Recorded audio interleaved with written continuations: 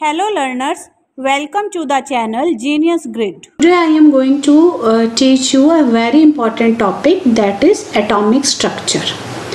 Although this chapter is not in the course of NCERT book of 8th grade, but I have found this chapter in some private books and it is very important chapter, and basic understanding of atomic structure is very important. And it is a fundamental step in understanding the science or chemistry of 8th, 9th and 10th.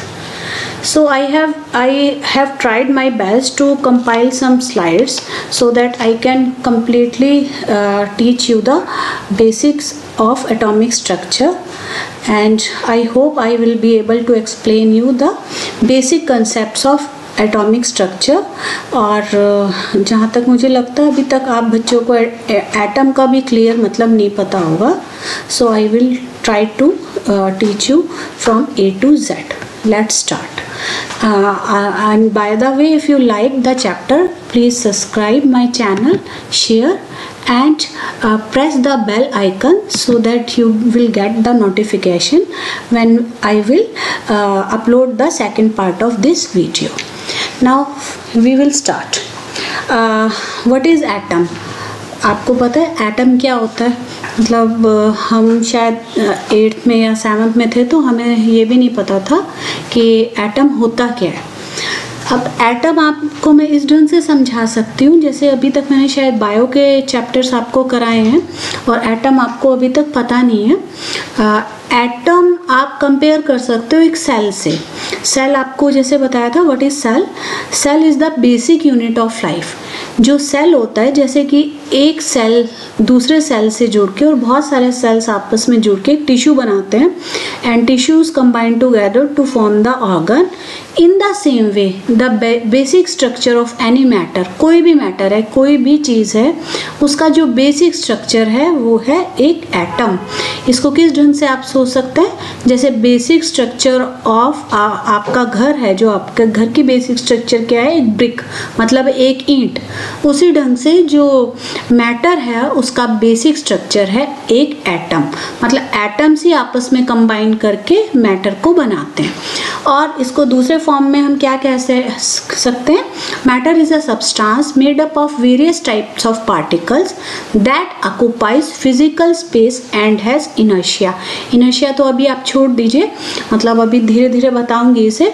But क्या चीज़ है matter? Matter मतलब कुछ भी चीज़ को, जो भी चीज़ जिसका कोई वॉल्यूम हो, मतलब जिसकी कोई शेप हो और जो कोई स्पेस ऑक्युपाई कर रहा हो, मतलब उसके अंदर कोई मतलब स्पेस घेरने की मतलब वो हो ताकत, तो वो चीज़ मैटर कहलाती है. मैटर मतलब कोई भी सब्सटेंस है जिसका कुछ पर्टिकुलर वॉल्यूम है, पर्टिकुलर शेप है, पर्टिकुलर मास है, दैट इज मैटर. तो मैटर मतलब किस चीज़ का बना होता है? मैटर पार्टिकल्स का जुड़ा होता है. पार्टिकल्स जो जुड़ के आपस में एटम्स के बने हुए होते हैं, वो मैटर को बना देते हैं. तो आपको थोड़ा सा शायद क्लियर हुआ. Matter is made up of atoms. और मैटर वो कोई भी चीज़ जो आपके आसपास है which is occupying space and has volume, that is matter. अब मतलब ये कहाँ से शुरू हुआ? एक्चुअली मैं आपकी थोड़ी सी इसको हिस्ट्री बताना चाहूँगी कि एटम पहले हमें कुछ भी नहीं पता था. जैसे पता है कि भाई हाँ जी एटम कहाँ से स्टार्ट हुआ, कि भाई एटम क्या है. इसको आप मतलब जो भी साइंटिस्ट हैं वो 1800 से देख रहे हैं कि हाँ जी क्या होता है एटम, मतलब मैटर किस टाइप का बना हुआ होता है. कोई भी आपके सामने चीज़ है, गोल्ड की पार्टिकल है, गोल्ड की रिंग है, आपका बेड है, आपका कोई भी चीज़ है, व्हाटएवर जो भी आपकी सराउंडिंग्स में है, तो उसको मतलब लोगों को पता था, मतलब जो साइंटिस्ट वर्क कर रहे थे कि किसी चीज़ का बना होता है, तो उनको मतलब वो एटम कह रहे थे उसको. बट उनको ये नहीं पता था ये एटम होता क्या है. मतलब एक छोटा सा पार्टिकल तो वो मान के चलते थे, बट उस एटम की मतलब कॉन्स्टिट्यूएंट्स क्या हैं, तो उसके लिए डिफरेंट साइंटिस्ट काफ़ी टाइम से वर्क कर रहे थे और उसका मॉडल देने के लिए कोशिश कर रहे थे कि हाँ एटम इस टाइप से बना हुआ है, तो डिफरेंट साइंटिस्ट ने इस पे काम किया और अपनी अपनी एक्सप्लेनेशन या एक्सपेरिमेंट्स करके अपने रिजल्ट्स दिए। तो वो थोड़ा सा हिस्ट्री में आपको बताना चाह रही हूँ। तो ये जो एटम का मतलब मॉलिक्यूल, एटम का जो स्ट्रक्चर है उसको डिफरेंट साइंटिस्ट ने अलग अलग ढंग से बताया है। उनके जो मॉडल ने उनको बताया कि भाई हाँ जी एटम कैसा है, वो उनकी अपनी परसेप्शन थी कि हाँ जी, या उन्होंने अपने एक्सपेरिमेंट किए जो उनको रिजल्ट मिले, और वो ठीक भी नहीं थे और कईयों के ठीक थे, बट हाँ उन्होंने कोशिश की। ये देखिए, सबसे पहले जैसे शायद आपने 6th में भी पढ़ा था, जो एटम का बेसिक चीज़ थी कि मैटर या कोई भी मटेरियल बताया गया था किसका बना हुआ है, that is made up of atom. तो सबसे पहले थे जॉन डाल्टन थे, उन्होंने 1803 में बताया था कि एटम है जो एक स्फीयर टाइप से सॉलिड स्ट्रक्चर है। मतलब आप ये मान लीजिए जैसे आपकी एक क्रेजी बॉल है, उसका आप कितना मिलियंथ क्या पार्ट नीचे कर लीजिए, मतलब उन्होंने वो मान के चला कि एटम एक छोटा सा पार्टिकल टाइप है, स्फीयर शेप में है। और उन्होंने मतलब कुछ एक्सपेरिमेंट किए जिससे उन्होंने ये भी बताया कि जो मैटर है वो एटम्स का ही बना हुआ होता है। और उनकी थ्योरी क्या थी, that atom can not be made और it can not be destroyed. मतलब इसका क्या मतलब हुआ, ना तो आप भाई एटम को बना सकते हैं अपने आप, और ना ही आप इसको तोड़ सकते हैं, मतलब आप इसको डिस्ट्रॉय कर सकते हैं। तो ये सब किसकी फाइंडिंग्स थी, जॉन डाल्टन की थी, जिन्होंने 1803 में सबसे पहले एटम के स्ट्रक्चर को या एटम के जो बेसिक यूनिट है मतलब इसको समझाने की कोशिश की थी। और उन्होंने क्या कहा, जितने भी प्योर फॉर्म की चीज़ें हैं, जैसे कि आप मान के चलिए सिल्वर है, गोल्ड है, जो एक चीज़ का बना हुआ है, कोई भी चीज़, जैसे सिल्वर है, अब आप मतलब आपके पास जो भी गोल्ड की चीज़ है उसमें आपको गोल्ड ही गोल्ड दिखेगा ना। तो जो एक प्योर चीज़ है उसके अंदर एक ही टाइप के सारे एटम्स लगे हुए हैं, मतलब एक दूसरे से कंबाइन हुए हुए हैं, तो वो एक ही टाइप के मैटर मतलब जो एटम्स लगे हुए हैं वो मिलके क्या बना रहे हैं, एक एलिमेंट बना रहे हैं।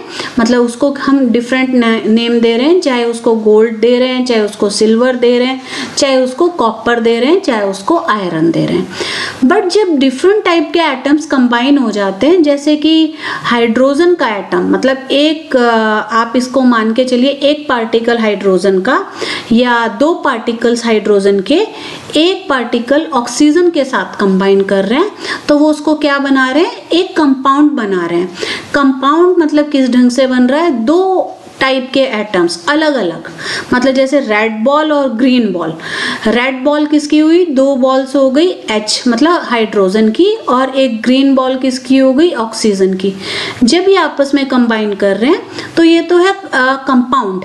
बट जब एक ही कलर की शेप की बॉल्स हैं या एक ही टाइप के एटम हैं, जैसे कि H या C, तो कार्बन मतलब एक ढंग से कार्बन का, तो वो उस टाइप के एक प्योर फॉर्म का एलिमेंट बना रहे हैं, जिसको हम कंपाउंड ना कह के एलिमेंट कह रहे हैं। तो एलिमेंट में एक ही टाइप के एटम्स हैं और कंपाउंड में अलग अलग टाइप के एटम्स हैं। ये सारी थ्योरी जॉन डाल्टन ने दी थी। और इन्होंने कैसा, जैसे मैंने बताया था कि जो एटम को बताया एक स्फेरिकल शेप का स्ट्रक्चर बताया है, और ये चीज़ है कि ये एटम बिल्कुल एक बॉल टाइप से छोटा सा पार्टिकल दिखता है। अब डाल्टन को जो थे उनको एटम कभी ऐसे देख तो नहीं पाए वो, बट उन्होंने काफ़ी कोशिश की कि हाँ उसको एक्सप्लेन कर पाएँ और थोड़ा सा वो बता भी पाएँ। और आज उनकी थ्योरी ये वाली तो चल ही रही है कि एलिमेंट्स हैं वो प्योर टाइप के एटम्स कंटेन करते हैं, एक ही टाइप के, और जो कंपाउंड्स हैं वो डिफरेंट टाइप के एटम्स को कंटेन करते हैं। अब जब डाल्टन के बाद एक और थ्योरी आई, वो किसने दी थी, थॉमसन्स मॉडल, थॉमसन ने दी थी। थॉमसन ने क्या कहा था कि एटम एक सेमी सॉलिड टाइप की चीज़ है जिसके अंदर पॉजिटिव चार्ज, मतलब पॉजिटिव चार्ज, अब आप ये समझिएगा एटम के अंदर, अब जिसने पढ़ा हुआ होगा, एटम में कई टाइप के अंदर पार्टिकल्स होते हैं। इसको इस टाइप से अब मैं फिर आपको मतलब अगर को रिलेट करूं आपको सेल से, सेल एक बेसिक यूनिट है और इसके अंदर काफ़ी टाइप की ऑर्गेनेल्स हैं, मतलब न्यूक्लियस है इसके अंदर, क्लोरोप्लास्ट है इसके अंदर माइटोकॉन्ड्रिया है। इन द सेम वे एटम के अंदर भी अलग अलग टाइप के पार्टिकल्स होते हैं। तो जो वो पार्टिकल्स होते हैं कुछ पॉजिटिवली चार्ज होते हैं और कुछ नेगेटिवली चार्ज होते हैं और कुछ न्यूट्रल होते हैं। अभी आपको शायद बहुत अच्छे से समझ नहीं आएगा, बट धीरे धीरे जैसे आप आगे चलेंगे तो आपको क्लियर होगा।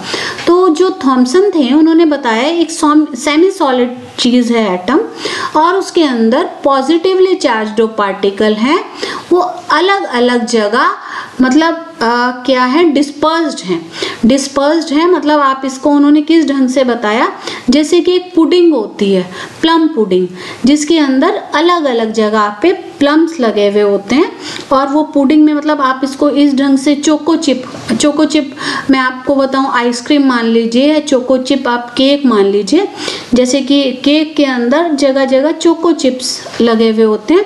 उसी ढंग से इन्होंने ये बताने की कोशिश की कि जो एटम है उसके अंदर जो चिप्स, चोको चिप्स हैं, वो पॉजिटिवली चार्ज्ड पार्टिकल्स हैं, और उसके साथ ही जो प्लम मतलब जो बेसिक आपका केक है उसमें कहीं कहीं नेगेटिवली चार्ज्ड पार्टिकल्स हैं। तो उन्होंने इस ढंग से ये एक्सप्लेन करने की कोशिश की। उन्होंने कैसे बताया कि उसके अंदर रेजिन्स हैं, मतलब जो किशमिश होती है एक ढंग से कहीं कहीं आपके जैसे केक में डिस्पर्स्ड होती है, तो उन्होंने उसी ढंग से समझाने की कोशिश की कि जैसे रेजिन्स हैं आपके प्लम केक में, उसी ढंग से एटम है उसके अंदर पॉजिटिवली चार्ज जो पार्टिकल हैं कहीं कहीं डिस्पर्स्ड हैं। जैसे ये वाला उन्होंने मॉडल दिया था, ये देखिए ये रेड टाइप का जो आपका है ये एक एटम है, उन्होंने थॉमसन ने बताया। जो ये येलो कलर के छोटे छोटे आपको बीड्स टाइप दिख रहे हैं, मतलब ये एक एटम के अंदर डिस्पर्स्ड पॉजिटिव चार्जेस है। मतलब उन्होंने प्लम पुडिंग मॉडल दिया, अलग टाइप का मॉडल था ये। उसके बाद जो हमारा मतलब बेसिक बुक्स में मतलब स्टार्टिंग ही ये रदरफोर्ड एटॉमिक मॉडल से है। ये मैंने आपको पीछे हिस्ट्री बताई कि रदरफोर्ड से पहले भी कई लोगों ने इस पे काम किया और अपनी अपनी theories the. In 1911, Rutherford and his co-workers Hans Ginzer and Ernest Marsden initiated a series of groundbreaking experiments. उन्होंने बहुत सारे एक्सपेरिमेंट्स किए ताकि कि वो एक मॉडल का स्ट्रक्चर बता पाए। उन्होंने इसको बताने के लिए जो इनका फेमस सबसे ज़्यादा एक्सपेरिमेंट है, इसको गोल्ड लीफ एक्सपेरिमेंट कहते हैं। उन्होंने क्या किया, उन्होंने एक थिन शील्ड ऑफ गोल्ड ली, मतलब बिल्कुल एक शीट थी बिल्कुल पतली सी, जो कहते हैं ना जैसे पेपर टाइप से, और उन्होंने क्या किया, इसको एक गन टाइप से मतलब इस पे हिट करवाया उन्होंने अल्फा पार्टिकल से। अब अल्फा पार्टिकल क्या होते हैं, अल्फा पार्टिकल अभी आपको नहीं पता होगा, आप इसको भी मान के चलिए कि एक positively charge, double positively charge, मतलब इस पे 2 पॉजिटिव चार्ज हैं। एक ढंग से आप यही मान के चलिए इस समय तो कि कोई पॉजिटिवली चार्ज पार्टिकल से उन्होंने गोल्ड लीफ पे स्ट्राइक कराया, जैसे एक गन से हम किसी चीज़ पे स्ट्राइक कराते हैं ना, उसी ढंग से उन्होंने पॉजिटिवली पार्टिकल्स को एक थिन शीट ऑफ गोल्ड पे मतलब बम्बार्ड कराया, उनका मतलब स्ट्राइक कराया। अल्फा पार्टिकल से type of natural radio active particles, जैसे बताया ये पॉजिटिवली चार्ज हैं और इनका अभी मतलब आप समझ पाए तो समझ पाए, मास में ये 4 टाइम्स जितना हाइड्रोजन का एटम का, एक एटम का वेट होता है उससे 4 टाइम्स इनका वेट होता है। इसको ज़्यादा मतलब आपको ध्यान से सोचने की अभी बात नहीं है, ना दिमाग पे प्रेशर डालना कि हमें अभी मास नहीं समझ आ रहा है या क्या, ये धीरे धीरे सब क्लियर होगा। अभी बस आपका स्टार्टिंग है, बिल्कुल आराम से कोशिश करिए जितना समझ सकें। तो अल्फा पार्टिकल जो पॉजिटिवली चार्ज एक पार्टिकल्स थे, उनकी एक ढंग से पिचकारी मतलब छोड़ी एक गोल्ड लीफ पे। ये देखिए ये वाला जो आपको रदरफोर्ड गोल्ड फॉयल एक्सपेरिमेंट है, बहुत इंपॉर्टेंट है, ये एग्जाम्स में पूछा जाता है। तो ये अल्फा पार्टिकल्स जो हैं एक बॉक्स में इन्होंने मतलब बंद करके एक गोल्ड फॉयल पे इन्होंने इसके मतलब बम्बार्ड कराया, या इसको इसकी जो है रेज इन्होंने एमिट करवाई और उसको बाहर एक शील्ड लगाई इन्होंने, जिससे भाई जो ये रेज आ रही हैं ये बाहर तक ना जा सकें। ये आपका एक एक्सपेरिमेंट है। मतलब ये आप एक दिमाग में डायग्राम डाल लीजिए कि अल्फा पार्टिकल्स आ रहे हैं और वो हिट कर रहे हैं गोल्ड फॉयल को, एक पतली सी शीट को। अब इस एक्सपेरिमेंट से उन्होंने क्या ऑब्जर्वेशन की ये मैं आपको बताती हूँ। ये आपको मतलब दोबारा से मैं ये मतलब ट्रांसपेरेंसी या स्लाइड दिखाऊंगी जिससे आपको क्लियर होगा। According to the accepted atomic model in which an atom's mass and charges are uniformly distributed throughout the atom, the scientists expected that all alpha particles would pass through the gold foil with only a slight deflection or none at all। अब ये क्या मतलब, मैंने Japanese या Chinese बोल दी, आपको नहीं समझ आया तो ये क्या है। मतलब जो पहले की थ्योरी थी उसमें ये था ना कि हर जैसे स्फेरिकल आपकी एक बॉल टाइप एटम है, उसमें हर जगह पॉजिटिवली चार्ज पार्टिकल्स और नेगेटिवली पार्टिकल्स हैं वो लगे हुए हैं और वो रेजिन्स की तरह एक प्लम केक में अलग अलग जगह डिस्पर्स्ड हैं। तो अगर इस मॉडल को लेके चलते रदरफोर्ड तो यही एक्सपेक्ट कर रहे थे कि जब भी हम पॉजिटिवली पार्टिकल्स को भाई ऐसे वाले एटम पे या ऐसी शील्ड पे डालेंगे, शीट पे। अब शीट पे क्यों डाला, मतलब आप ये भी सोच के चलिए, शीट क्योंकि उनके हिसाब से एटम्स की कॉम्बिनेशन एक स्ट्रक्चर है। मतलब डिफरेंट एटम्स जब आपस में कंबाइन कर रहे हैं तो वो एक शीट को बना रहे हैं। तो अब उन्होंने जो पॉजिटिवली चार्ज पार्टिकल एक शीट पे डाले तो उनकी तो क्या ऑब्जर्वेशन थी कि जो आपके पार्टिकल जो पॉजिटिवली पार्टिकल्स जा रहे हैं वो क्योंकि अलग अलग जगह गोल्ड जो शीट है उसके अंदर पार्टिकल से टकरा के या पॉजिटिव जो उसके अंदर पार्टिकल्स हैं उनसे टकरा के थोड़ा थोड़ा डिफ्लेक्ट हो जाएंगे, मतलब मुड़ जाएंगी वो रेस, और मतलब कोई आगे तो जा ही नहीं पाएगी क्योंकि भाई ये बीच बीच में ये रेजिन्स के टाइप से पॉजिटिवली चार्ज पार्टिकल लगे हुए हैं एक एटम में, और जब पॉजिटिव ही रे आएगी उस पर तो आपको पता है ना लाइक चार्जेस मतलब क्या होते हैं, रिपेल करते हैं और अपोजिट चार्जेस अट्रैक्ट करते हैं। ये शायद आपको पता होगा, पॉजिटिव अट्रैक्ट्स नेगेटिव और positive repels positive, negative repels negative. मतलब कहते हैं ना एक जैसी आदतें इकट्ठी नहीं रह सकती, उसी ढंग से पॉजिटिव चीज़ है तो उन्होंने यही सोचा था जब हम पॉजिटिव पार्टिकल्स को गोल्ड के एटम्स पे डलवाएंगे जिनके अंदर बहुत सारे पॉजिटिव पार्टिकल्स हैं तो वो क्योंकि पॉजिटिव से रिपेल होके थोड़ा थोड़ा अपनी रेज उनकी मुड़ जाएंगी। इसके अलावा उन्होंने कोई भी इस एक्सपेरिमेंट का वो नहीं सोचा था।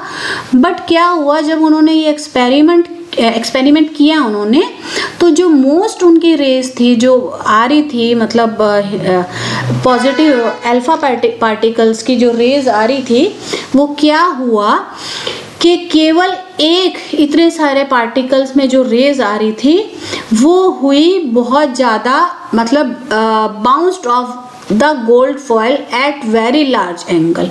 जो एक ही थी भाई वो तो वापस आई या डिफ्लेक्ट हुई, बहुत मतलब मुड़ गई एक ढंग से, बाकी सारी क्या हुई उसमें से क्रॉस कर गई, मतलब जो गोल्ड लीफ था आगे की तरफ वो रेस चली गई कि मतलब जो पार्टिकल से अल्फा पार्टिकल की रेज आई हैं वो अनडिफ्लेक्टेड वो सारी की सारी उस गोल्ड शीट में से पार कर गई।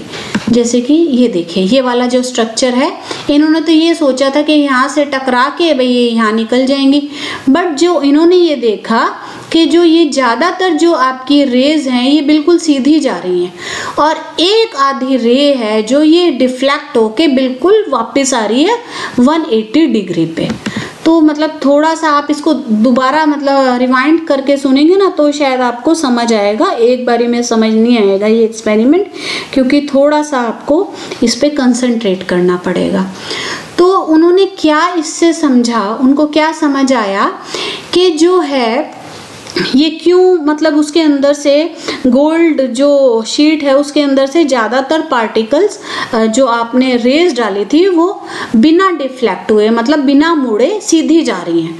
इसका क्या मतलब हुआ, इसका ये सीधा मतलब हुआ जो एटम है उसके अंदर बहुत खाली स्पेस है और उसमें से कोई भी ऐसी चीज़ या ताकत नहीं है जो उन्हें रिफ्लेक्ट या डिफ्लेक्ट कर पा रही है, कि मोड़ पा रही है। वो सीधा जा रही है, मतलब उनको ना तो कोई पॉजिटिव चार्ज मतलब वापस रिपेल कर रहा है, ना कोई नेगेटिव चार्ज है जो अपनी तरफ अट्रैक्ट कर रहा है। कोई खाली जगह है जिसके अंदर से वो सीधी बाहर निकल रही हैं। तो उससे इनको क्या पता चला कि एटम में बहुत सारी खाली जगह है, और जो एक रे मतलब उन्होंने कहा था, जो एक रे बिल्कुल 180 डिग्री पे उनकी वापस मुड़ के आई, तो उससे उनको क्या पता चला कि जो ये एटम्स हैं जो गोल्ड की शीट में लगे हुए हैं, उसके अंदर कोई ऐसी चीज़ है बीच में सेंटर में एटम के जो बहुत हाईली पॉजिटिवली चार्ज है, जिसके कारण जो मेरे ये अल्फा पार्टिकल्स की रेस जा रही थी वो उससे रिपेल होके एकदम वापस मुड़ के वापस आई है। थोड़ा समझ पाए आप ये क्या हुआ कि जो रेस पॉजिटिवली चार्ज थी वो बिल्कुल सीधी उस एटम में से निकल के सामने की तरफ चली गई, और मतलब उनको किसी भी फोर्स ने नहीं रोका। बट एक रे जो मुड़ के आई, वो क्यों आई? क्योंकि उसका मतलब था वो रिपेल हुई है, मतलब पॉजिटिव से पॉजिटिव पावर रिपेल हुई है। तो मीन्स एटम के बीच में कोई ऐसी सॉलिड चीज़ है जो अपने अंदर पॉजिटिव चार्ज रख के इस हमारी अल्फा रे को वापस इसकी मतलब डिफ्लेक्ट कर रही है। तो रदरफोर्ड ने इस मॉडल से क्या कंक्लूड किया? That positive charges and majority of mass of atom must be concentrated in a very small space in the atoms interior, जिसको इन्होंने न्यूक्लियस कहा। क्या मतलब? जहाँ से ये एटम है और उसके बीच में एक बहुत कोई सॉलिड चीज़ है, एटम के बीच में, इसके कोर के बीच में एक सॉलिड चीज़ है जिसके अंदर पॉजिटिवली चार्ज्ड कोई पार्टिकल्स हैं जो हमारी रेस को वापस भेज रहे हैं, मतलब टर्न बैक कर रहे हैं। और तो किसी की ताकत नहीं है क्योंकि पॉजिटिव चार्ज रिपेल कर रहा है पॉजिटिव चार्ज को। और ये एटम के बिल्कुल सेंटर में हेवली डेंस्ड पार्टिकल्स हैं कोई, और उन्होंने इस चीज को क्या नाम दिया? न्यूक्लियस। तो न्यूक्लियस क्या कही गई? Nucleus is a tiny dense centre core of the atom and it is composed of protons and neutrons. तो न्यूक्लियस को क्या माना गया कि एक छोटी सी बिंदु है एटम के बीच में जो बहुत डेंस है, मतलब बहुत डेंस पैक्ड है, और उसके अंदर क्या है? Protons and neutrons. Protons and neutrons अभी शायद नहीं पता चले। तो प्रोटॉन्स एक पार्टिकल्स होते हैं, एटम का एक पार्ट होते हैं जिनके ऊपर पॉजिटिव चार्ज होता है, और न्यूट्रॉन्स भी एक पार्ट होते हैं बट ये न्यूट्रल होते हैं, इनके ऊपर ना पॉजिटिव चार्ज होता ना इनके ऊपर नेगेटिव चार्ज होता। तो एटम का उन्होंने स्ट्रक्चर क्या बताया कि एटम एक पार्टिकल है जिसके कोर में, मतलब बिल्कुल इंटरनल स्ट्रक्चर में एक न्यूक्लियस है जिसके अंदर पॉजिटिवली चार्ज पार्टिकल्स प्रेजेंट हैं। अब रदरफोर्ड ने जो एटॉमिक मॉडल दिया अपने एक एक्सपेरिमेंट से, जो एक गोल्ड फॉयल का एक्सपेरिमेंट किया था, इसको हम न्यूक्लियर मॉडल कहने लगे और ये बहुत ज़्यादा फेमस हुआ। In the nuclear atom the protons and neutrons which comprises nearly all of the mass of atom are located in the nucleus or at the center of the atom। ये मैंने पहले ही बता दिया है कि जो पॉजिटिवली चार्ज पार्टिकल्स हैं, मतलब प्रोटॉन्स, वो हेविली डेंस्ड फॉर्म में किस चीज़ में प्रेजेंट है? न्यूक्लियस में। जो एटम है उसके बीचों बीच एक पार्टिकल के टाइप से एक हेविली डेंस्ड, मतलब इसको आप ऐसे मान के चलिए कि एक रिंग है, एक रिंग होता है ना जो हम पार्क में खेलते हैं, उसके बीच में एक बॉल आप रख दो, छोटी सी बॉल। तो जो बाहर का रिंग है दैट इज एटम, एंड जो छोटी सी क्रेजी बॉल या एक बीड मान के चलो उसको क्या कहेंगे हम? न्यूक्लियस। या इसको ऐसे मान के चल सकते हैं, एक बहुत बड़ा फुटबॉल का स्टेडियम है, फुटबॉल का स्टेडियम तो क्या है? एक एटम, और उसके बीच में जो फुटबॉल पड़ी है छोटी सी, तो वो उसका न्यूक्लियस है। And the electrons are distributed around the nucleus and occupy most of the volume of the atom. तो और जो ये न्यूक्लियस है इसके आसपास जो एक स्ट्रक्चर है, जो खाली स्ट्रक्चर जो हम बता रहे थे, उसके अंदर क्या प्रेजेंट है? इलेक्ट्रॉन्स। इलेक्ट्रॉन्स क्या हैं? इलेक्ट्रॉन्स एक नेगेटिवली चार्ज पार्टिकल्स हैं जो न्यूक्लियस के बाहर एक रिंग में लगे हुए हैं। इसको फिर कैसे मैं आपको मतलब कंपेयर करा सकती हूँ, जैसे हमने पहले एक्सपेरिमेंट में कहा था ना, एक हमने रिंग लिया है, मतलब जो हम खेलते हैं पार्क में, उसके बीच में क्रेजी बॉल तो क्या थी? न्यूक्लियस। अब जो एटम का बाहर का रिंग है उसके अंदर छोटे छोटे पार्टिकल्स के टाइप से इलेक्ट्रॉन्स लगे हुए हैं। या हमने जो स्टेडियम का एग्जांपल लिया है, तो फुटबॉल जो स्टेडियम में है बीच में, वो तो है न्यूक्लियस। और जो स्टेडियम में एक बाउंड्री सी नहीं बनी होती चौक की या किसी उस हम क्या कह देते हैं, ये चूने की टाइप की, वो वाली चीज़ है। उस पर अगर छोटे छोटे आप बॉल्स रख दें, दैट आर इलेक्ट्रॉन्स। तो ये क्या है, इसको पता चल गया कि आप इस मॉडल से कि एटम बना हुआ है एक न्यूक्लियस का और उसके आसपास इलेक्ट्रॉन्स हैं। रदरफोर्ड ने फिर क्या बताया कि उसने मतलब एक ढंग से पूरा स्ट्रक्चर एटम का आपको एक्सप्लेन कर दिया, लेकिन उनको जो इलेक्ट्रॉन्स हैं, जो बाहर नेगेटिवली चार्ज पार्टिकल्स थे, उनको वो पूरे ढंग से नहीं समझा पाए। तो उनकी एक ये जो एटॉमिक स्ट्रक्चर उन्होंने दिया था, हालांकि ये काफ़ी ज़्यादा मतलब बहुत ज़्यादा यूज़फुल रहा, बट वो थोड़ा सा जो इलेक्ट्रॉन्स की पोजीशन और वो कैसे डिस्ट्रीब्यूटेड रहते हैं एटम मतलब एटम में, वो उसको थोड़ा सा अच्छे से नहीं बता पाए। और वो with the passage of time, जैसे आज हमें पता है कि इलेक्ट्रॉन्स की पोजीशन क्या होती है, बट उस समय वो उस ढंग से क्लियर नहीं कर पाए।